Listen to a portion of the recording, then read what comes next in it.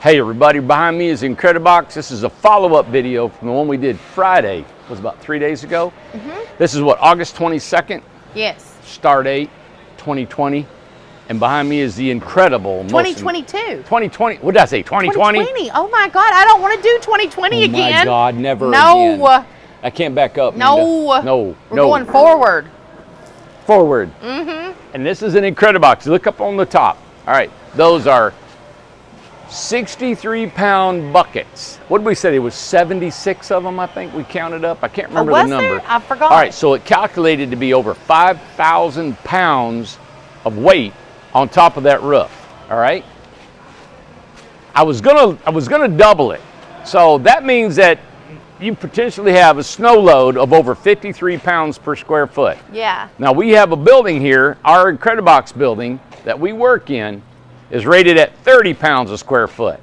So this is almost double the weight capacity of our great big factory we have here. Wow. Now, you know, in Tennessee, we don't have snow really that much at all. Not bad at all. Right, so, you know, the roof's only rated, you don't have to have that kind of roof rating. So we had a salesperson that was near Jackson Hole, Wyoming, and they said, hey, can it handle 100 pounds per square foot? And I said, I don't know, let's see. So when we got 53 pounds per square foot, I thought, you know what, that's probably 90% of the United States. Anything else, I agree, yeah. we could make it better. Sure. And I was thinking, you know, instead of testing to failure until it falls in, I thought, well, let's go ahead, and I thought about it. I said, you know what, we can reinforce the Incred-I-Box. So if you're in a very, very heavy snow load state that you have to have something more than what we have here, we can put 2 girders inside that thing and divide that roof up into 3 sections, and probably, and I'm not an engineer, but I can calculate how strong that girder is and what can hold up. I'm sure we could double and almost triple the weight. Now you might say, vertically, how can that handle that? Well, these are steel I-beams under here that this trailer is built out of. 2x6s on the outside here, this cantilever to foot. I'm gonna do all those calculations and see how much weight can vertically come down on that cantilever.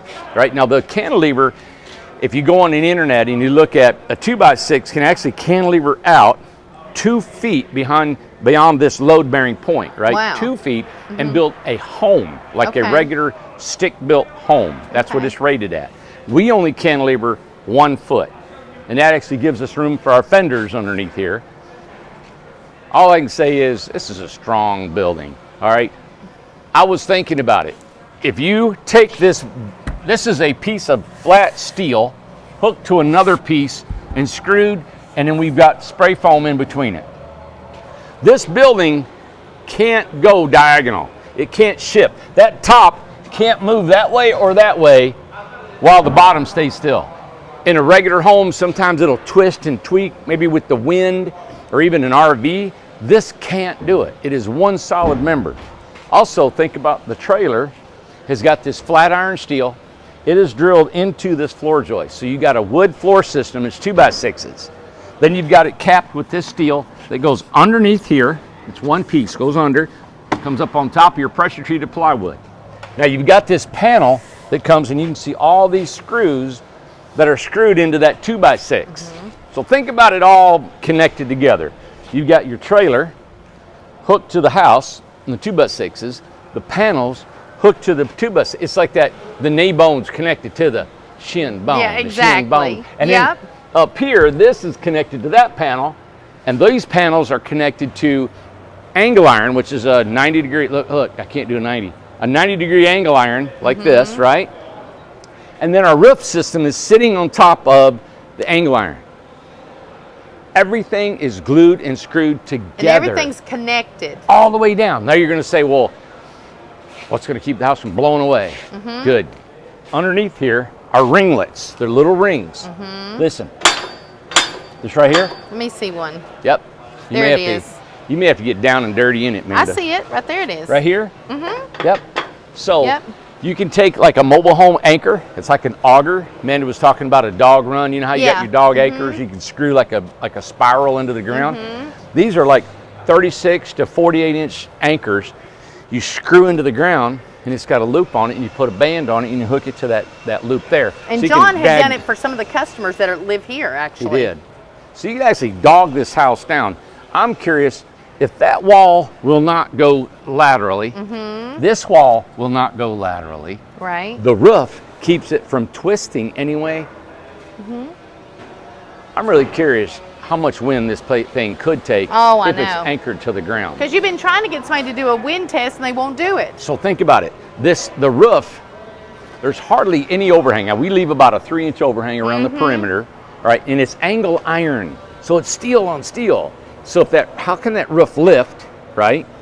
And then if the house will not give twisting in any motion, it's just really a matter of how much we can anchor this thing to the ground. Now, I'm not an engineer, everybody, but I'm just using common sense. You know, I'm trying to think, where is the weakest link and where can this thing fail?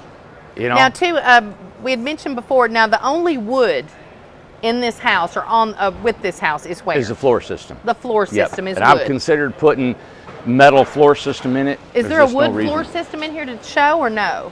It's already sheeted. We don't. Okay. Well, there's one we're going to flip upside down here shortly. So this is a floor system here. So this is the plywood. This is the pressure treated plywood underneath there, and these are made out of 2x6. You can't see it. Okay. Yep. And then what they do is they cover it like that trim he just had. We'll cover it with trim, and he'll flip this thing over, and we'll set it on the trailer right here.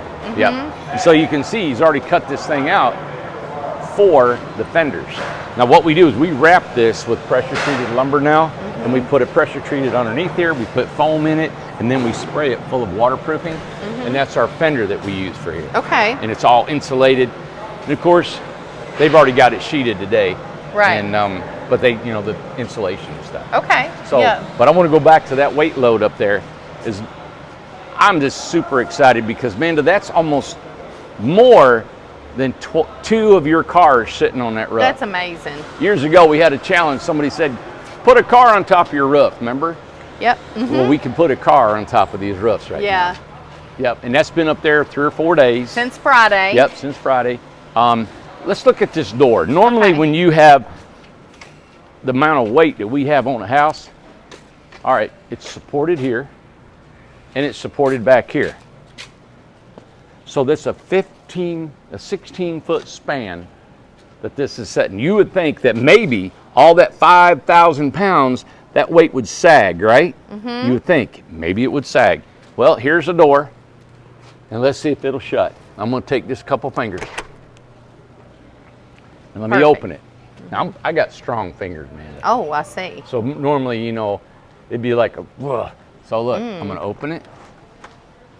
And let's just close it.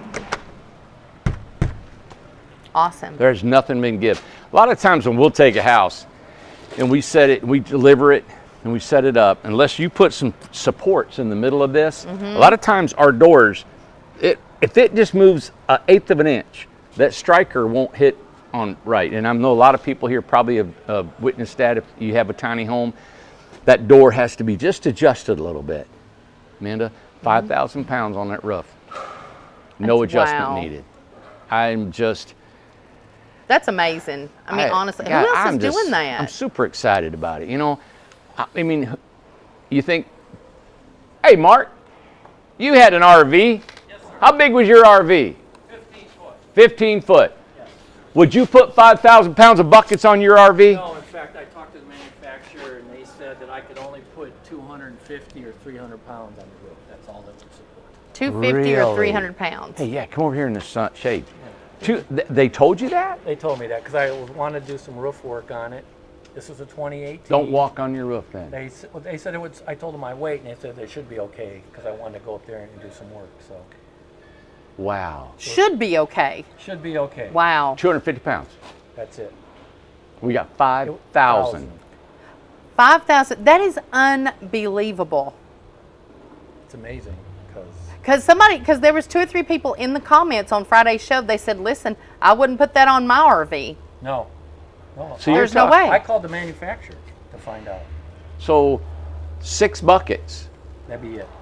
would be That it. would be it. 6 buckets. We got 76 buckets up here. Unbelievable. called the manufacturer direct. Wow. Holy cow! Now that's very telling. Wow. Thank you, man. You're welcome. Good All God. right. That was great to Yeah, know. and he had a nice. What year nice was your one. camper? 2018. 2018. Yep. Yeah, it was a new one, fiberglass. But Yep. they said that was the max weight. So just barely myself, you know. I'm Yeah. Wow. 5'5". Wow. I ain't believing it. And all of us was up on yours. Even I was up there. Yeah. We had 1,200 pounds 1,200 pounds. in within a 3-foot circle. Yep. And now we got over 5,000 pounds up on that rope. I mean, come on. That's All right. unbelievable. Yeah. I'm done. Game over. How much more testing you want? Exactly. Now we've shown a heat gun on this where it was 114 Yeah. degrees on the inside, 66 degrees on the inside with an air Right. conditioner. We got a weight load up here. The next thing we're going to do, we're going to see how it works with a tree landing on A it. tree falling on it. Okay. I'm excited to see what that is. All Yep, right. everybody wants to see that. Everybody wants to see All right. that. Hey, make sure you subscribe.